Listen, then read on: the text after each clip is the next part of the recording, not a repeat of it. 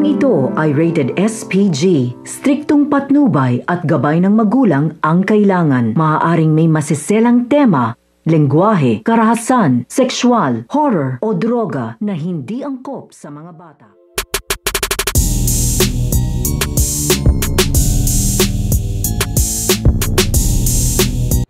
Ang pagkatago-tagong alas nito nga si Lily. So ito nga si Lily ay meron nga itong pagkatago-tagong alas at ilalantad na nga niya ito upang magamit nga niya ito laban dito nga kay Lakado Dalisay at Talcos Aguila at lalong-lalo na nga dito nga kay Presidente Oscar. Dahil ito nga si Lily ay hindi nga daw ito magpapahuli ng buhay dito nga daw kay Lakado at sa Talcos Aguila at magtatagumpay nga rin daw siya dito na mapatalsik nga daw sa palasyo ito nga daw si Presidente Oscar at makabalik nga daw siya dito upang isa nga daw ang maging Pangulo. So pakakaabangan nga natin dito kung magtatagumpay nga ba itong binabalak nito nga ni Lily at ang kanyang pagkatago-tagong alas ay pakakaabangan nga natin dito kung ano nga ba ito nga tinatago o ito nga alas nga nito nga ni Lily. Yan ang ating mga pakakatatukan at pakakaabangan dito nga lang sa FPJ sa Probinsyano.